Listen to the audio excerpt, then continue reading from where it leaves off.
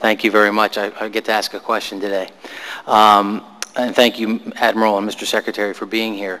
As I looked at this budget, and I support the increase, but one thing that jumped out at me was that there looks to be an actual decrease in funding for our special operations forces, where since 9/11, I think our policy and our goal has been to increase the special forces community. So can you walk me through the rationale and why we're seeing, which I believe I'm seeing, as a decrease in special forces funding? I'm a little surprised, and I'd have to go back and look at the budget documents to see it's a decrease. I know it calls for an increase of 1,000 in the special forces, and we've been building special forces, and a lot of our focus, and rightfully so, is on the growth in the Army and the Marine Corps, but they are an incredibly important part of not just what we're doing now, but also the future. So from that perspective, I know it calls for that increase. I'd have manpower. In manpower.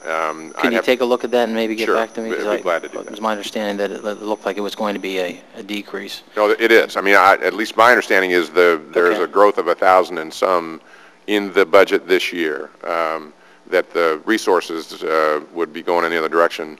Okay. I'd have to check and see. Okay.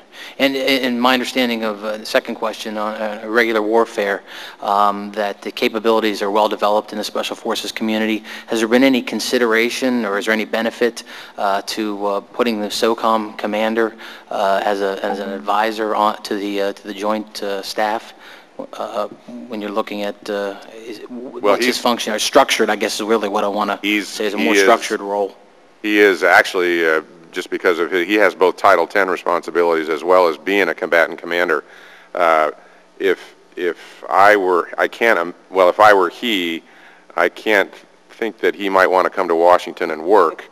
And he does. I mean, I spend a lot of time, as does our staffs do right now. I mean, he's very. This is Admiral Olson. He's very well engaged and is very well represented. So I'm comfortable with the relationship that we have right now.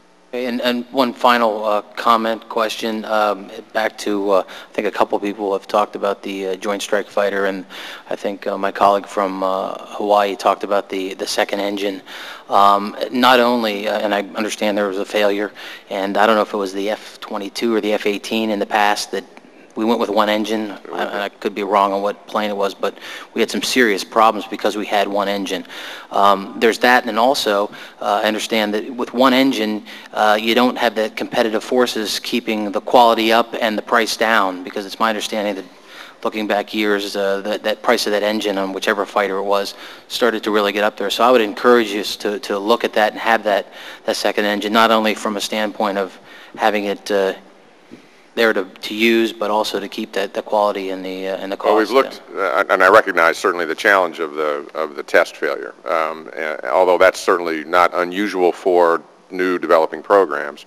We looked at the business case on this over several years, and the investment in the second engine was upwards of $2 billion, and we couldn't get it to pay off, basically. I recognize the competition piece, but even in that we couldn't. And then thirdly, we've built plenty of airplanes historically that just had one engine. There also have been problems. So we felt that for risk in the program, basically, that this was the